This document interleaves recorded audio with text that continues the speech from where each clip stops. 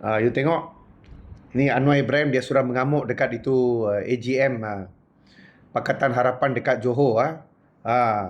Dia cerita pasal sejarah dia dipukul di penjara. Sekarang dia tak makan dengan ugutan budak-budak, dia cakap. Dulu masa you masuk jail tu jam pun budak-budak juga demo untuk you. Bodoh punya orang lah. Ini betul-betul lah satu Prime Minister yang paling bodoh di Malaysia. Saya tengok ini orang lah. Dia macam lupa sejarah tau. Hari tu dia punya geng-geng jerit-jerit dekat tu ceramah Perdana dekat itu Negeri Sembilan, turun UMNO. Masa tu lu tak buka mulut. Dulu masa selepas PRN 6 negeri 2023 you punya itu tak boleh pakai punya itu Menteri Besar Selangor orang tak mau bagi ahli majlis pada Barisan Nasional. Lu pun tak buka mulut. Sekarang apa lancar mau bising-bising, mau jerit-jerit dekat sini. You cakap you pun boleh, kita pun boleh you cakap lempar untuk buat general election. Buatlah. Apa bikin sembang macam kedai todi punya orang mabuk todi ni macam. Kalau lu ada telur, lu berani Datuk Seri Anwar Ibrahim, Perdana Menteri Malaysia, bubarlah.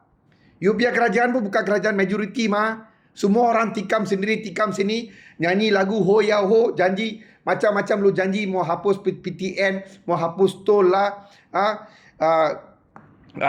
fitnah sini, fitnah sana, naikkan hutang negara sampai 1.7 trilion sekarang. Harga barang sudah naik macam gila, harga minyak naik sampai gila, tarif elektrik naik, tarif air naik, cukai pintu naik, cukai tanah naik.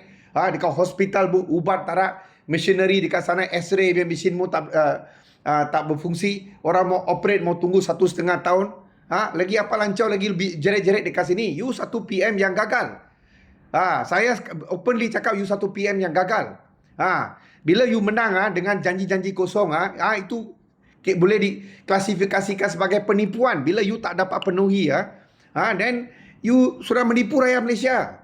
You patut letak jawatan saja. Tak payah jerit-jerit tangan ni macam samurai semua bikin, tak payah.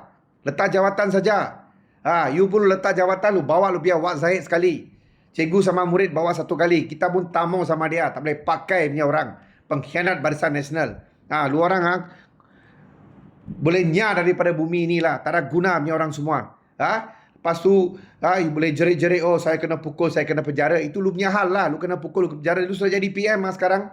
Lu pandai sekejap boleh jadi MGR, sekarang lu mau jadi VJ pula. Tak boleh. Ini semua tak boleh. So kalau Johor mau lawan Solo, itu dia punya suka lah. Lu orang pun boleh buat benda-benda Solo Tadi saya bagi contoh yang baik PRN Negeri Selangor 2023 ialah kerajaan perpaduan punya PRN tau. Pun you tak mau layan sama saya sebagai ketua bahagian MIC pun tak dapat ahli majlis. Itu jam lu buat itu perpaduan punya government macam lu biar bapa punya government. Lu boleh buat apa semua benda, orang lain tak boleh buat. So you melenting. Ini macam lah, melenting. Kalau lu ada telur, bubar. Saya cabar you, Datuk Seri Anwar Ibrahim, saya cabar you, bubar. Saya lawan you lah. Mana you mau pergi, saya datang lawan dekat sana lah. Kalau saya tak lawan, saya panggil orang lawan sama you. Saya campaign untuk itu orang, untuk kalahkan you lah. Kalahkan Wak Zahid lah.